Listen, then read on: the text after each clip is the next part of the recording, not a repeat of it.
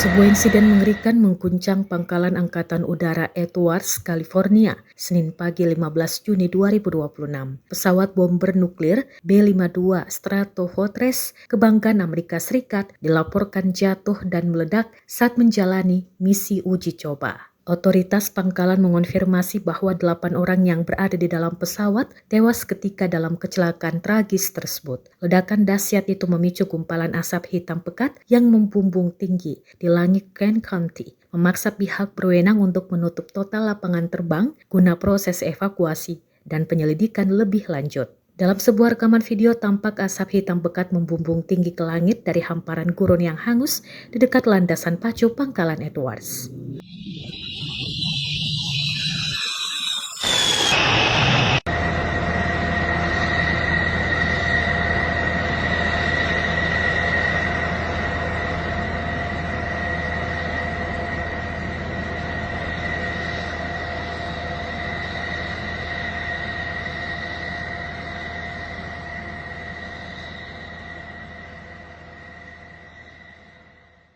Download Tribun X sekarang, menghadirkan lokal menjadi Indonesia.